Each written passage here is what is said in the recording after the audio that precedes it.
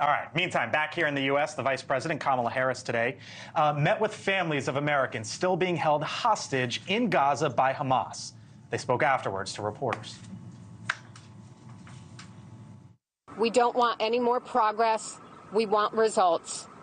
And we are so grateful and thankful to the American administration and Congress for all of the support.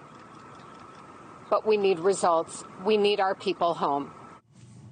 Joining us now is the former Israeli ambassador to the U.S., Michael Oren. Mr. Ambassador, nice to speak with you once again here on the Hill. You hear those families after being inside the White House today saying, we need results.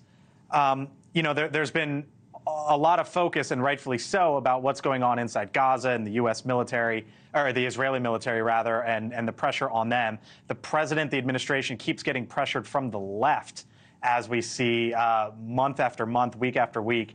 Do you worry that the hostages, that they're not getting the attention that they deserve here 6 months in now? Of course. First of all, it's good to be with you, but of course. The message that too frequently comes out of Washington, and not just out of Washington, but around the world, is a message to Hamas, which is, hold on. Don't give up the hostages. Hold on for another week or two. Have more Palestinian civilians killed in Gaza in this war, and the world will impose a ceasefire. And once the world imposes a ceasefire, Hamas will emerge from the tunnels. It will declare victory.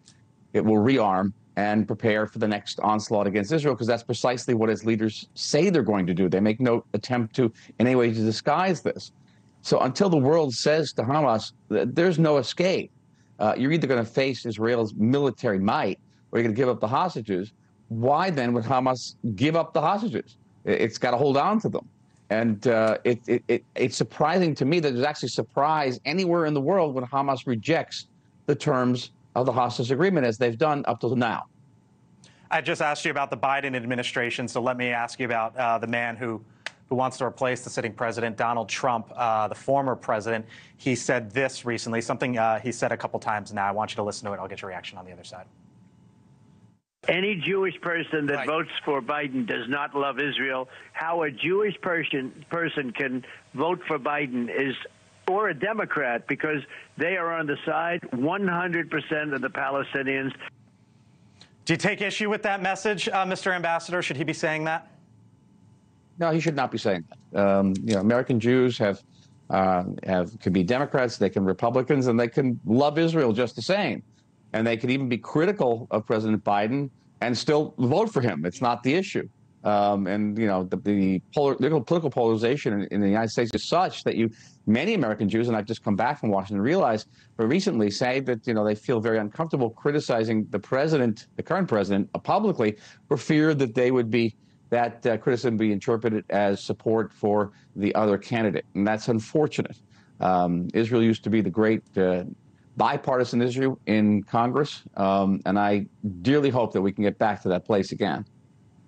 NBC News just posted an interview with President Biden. I'm literally reading this off my phone, Mr. Ambassador, and it says this: President Joe Biden upped his criticism of Prime Minister Benjamin Netanyahu's role in the Israel-Hamas war, but did not indicate any significant changes in U.S. policy toward its Mideast ally. Quote, I think what he is doing is a mistake. You would say what? I say the following. The Prime Minister of Israel is not the President of the United States. Prime Minister of Israel is not the commander-in-chief of the Israel Defense Forces. The government is. In that government, it's a national unity government. It has members from the opposition, Benny Gantz, for one. And Prime Minister Netanyahu does not make decisions on his own, the way a president could. And so the policies that Israel has followed in Gaza up to now, and including Israel's intention to go into Rafah and continue this war until we defeat Hamas, are the positions of the people of Israel and not of one person. And that has to be drummed in again and again and again. It's the most fundamental mistake I hear every night in the news. Michael Oren, former ambassador, Israeli ambassador to the United States. Once again, nice to speak with you, sir. We'll talk to you again soon. Thank you. Thank you for watching. And make sure you go to joinnn.com to find NewsNation on your television provider. And don't forget to click the red subscribe button below to get more of NewsNation's fact-driven, unbiased coverage.